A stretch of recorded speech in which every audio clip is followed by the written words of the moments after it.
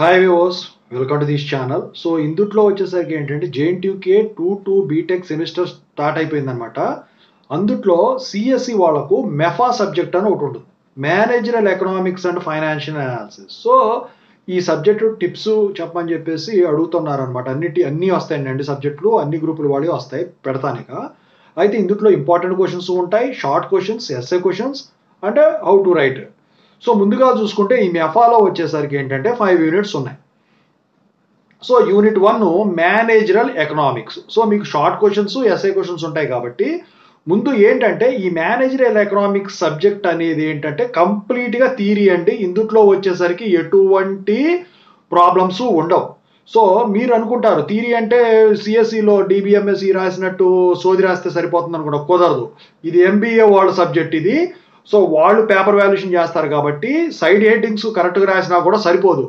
దానికి సంబంధించిన మొత్తం ఎక్యురేట్గా ఎగ్జాక్ట్గా రాయాలి, అప్పుడే మీకు మార్కులు పడతాయి. సో థియరీ కాబట్టి. సో యూనిట్ 1లో షార్ట్ క్వశ్చన్స్ ఎలా ఉంటాయంటే ఇందుట్లో what are the advantages of managerial economics అని చెప్పేసి ఒక క్వశ్చన్ అడుగుతాడు. లేకపోతే what is explain demand elasticity అని చెప్పేసి అడుగుతాడు. లేకపోతే write the types of demand you will be having అని చెప్పేసి అడుగుతాడు. లేకపోతే what are the factors governing forecasting అని అడుగుతాడు. ఇక ఎస్ఏ క్వశ్చన్స్ పరంగా చూసుకున్నట్టయితే state and explain law of demand elasticity, demand forecasting, ఈ 3 ఏబిసిల కింద ఇచ్చేదానికి ఛాన్స్ ఉంటుంది. లేకపోతే what is meant by demand forecasting, what are the factors governing forecasting అని చెప్పేసి అడుగుతాడు. లేకపోతే what are the methods governing the forecasting అని చెప్పేసి అడుగుతాడు. సో ఇక ఇందుట్లో వచ్చేసరికి మీకు షార్ట్ క్వశ్చన్స్, ఎస్ఐ క్వశ్చన్స్ అయితే ఇదేనండి. లేకపోతే సిగ్నిఫికెన్స్ ఆఫ్ మేనేజరల్ ఎకనామిక్స్ అని కూడా అడుగుతాడు. అది యూనిట్ 1. సో ఎలా రాయాలో తెలుసు కదా. సో ఎప్పుడు కూడా పారాగ్రాఫ్స్ వైజ్ రాయండి. Side heading with paragraph, next side heading paragraph, ఓకేనా. పాయింట్స్ వైజ్ రాయొద్దు. ఇక unit 2 production and cost analysis.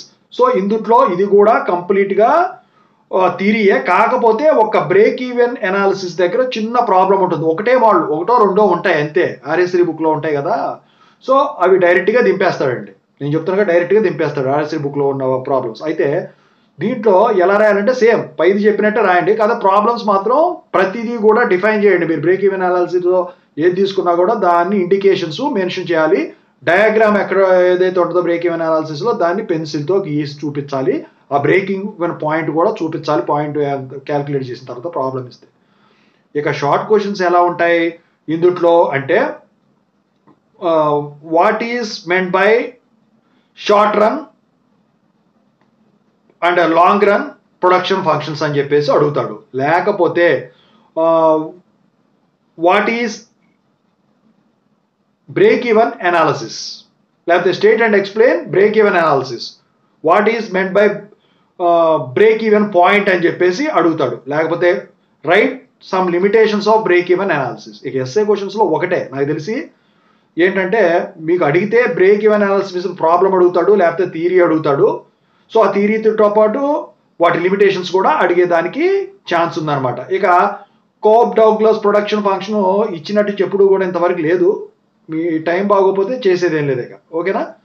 So ఇది సెకండ్ యూనిట్. ఇక థర్డ్ యూనిట్ చూద్దాం. థర్డ్ యూనిట్ వచ్చేసరికి ఏంటంటే బిజినెస్ ఆర్గనైజేషన్ అండ్ మార్కెట్స్ అనమాట. సో ఇందుట్లో వచ్చేసరికి మొత్తం కూడా కంప్లీట్గా నాకు తెలిసి థియరీయే ఉంటుందండి. అయితే ఇందుట్లో వచ్చేసరికి షార్ట్ క్వశ్చన్స్ ఎలా ఉంటాయంటే పార్ట్నర్షిప్ అంటే ఏంటంటే what is meant by partnership, what is sole proprietorship అని అడుగుతాడు. ప్రొపరైటర్ అని ఉంది కానీ ప్రొపరైటర్షిప్ అని అడుగుతాడు. What are the different types of markets అని చెప్పేసి అడుగుతాడు, ఓకేనా. సో ఇది షార్ట్ క్వశ్చన్స్ పరంగా. మరి అందుట్లో అడ్వాంటేజెస్ ఏమైనా అడుగుతాడా అంటే ఖచ్చితంగా వచ్చేసరికి బిజినెస్ ఆర్గనైజేషన్ అడ్వాంటేజెస్ గురించి అడుగుతాడండి. ఇక ఎస్ఏ క్వశ్చన్స్ ఎలా ఉంటాయంటే what are the different types of business organisations, లేకపోతే explain partnership, joint stock company, sole proprietorship అని చెప్పేసి అడుగుతాడు.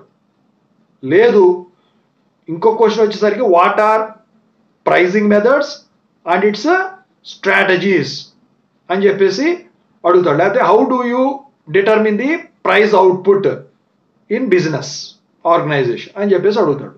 ఓకేనా? సో ఇది రాయటానికి తక్కువే వస్తుందండి, మీకు పెద్ద ప్రాబ్లం ఏం లేదు, అంత పెద్ద ఇబ్బంది పెట్టేది కాదు. అది unit 3.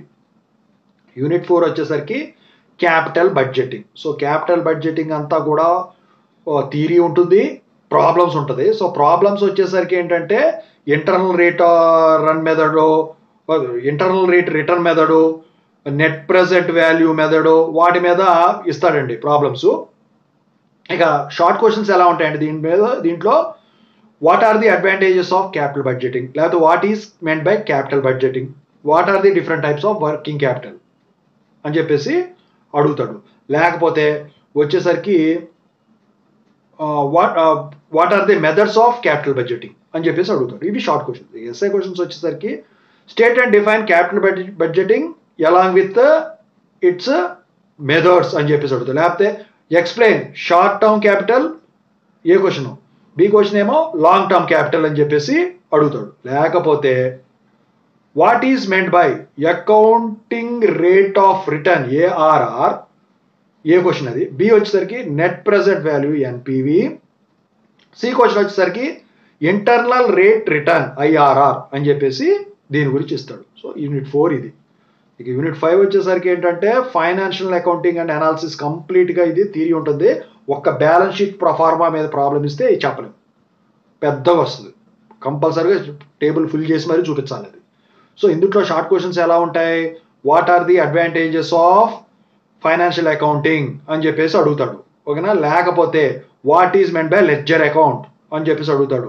What is meant by balance sheet proforma, లేకపోతే what is meant by profit and loss account అని చెప్పేసి అడుగుతాడు. లేకపోతే what is meant by liquidity ratio అని చెప్పేసి అడుగుతాడు. సో ఇది షార్ట్ క్వశ్చన్. ఎస్ఐ క్వశ్చన్స్ వచ్చేసరికి ఏంటంటే బ్యాలెన్స్ షీట్ ప్రొఫార్మా మీద ప్రాబ్లం ఇస్తాడు, లేకపోతే state and explain balance sheet proforma అని చెప్పేసి ఇస్తాడు. What are the different types of accounts, trading account, profit and loss account, balance sheet account అని చెప్పేసి ఈ మూడింటికి ఏబీసీ కింద ఇచ్చేదానికి ఛాన్స్ ఉంటుంది. లేకపోతే what is meant by liquidity ratio, A question అది. B question activity ratio, C question capital structure ratio. లేకపోతే డిఫైన్ అండ్ ఎక్స్ప్లెయిన్ ప్రాఫిటబిలిటీ అనేది ఏ క్వశ్చన్ అండి. బి క్వశ్చన్ వచ్చేసరికి లెడ్జర్ అకౌంట్, సి క్వశ్చన్ వచ్చేసరికి double entry book keeping. So దీని మీద ఇలా ఉంటుంది అనమాట. ఓవరాల్గా మెఫా సబ్జెక్టు మీద ఇంపార్టెంట్ క్వశ్చన్స్ ఇవి. Short SA. థియరీ అయితే ఇలా రాయాలి ఫస్ట్లో చెప్పినట్టు, ప్రాబ్లం అయితే అలా రాయాలి, డయాగ్రామ్స్ అయితే ఇలా గీయాలి.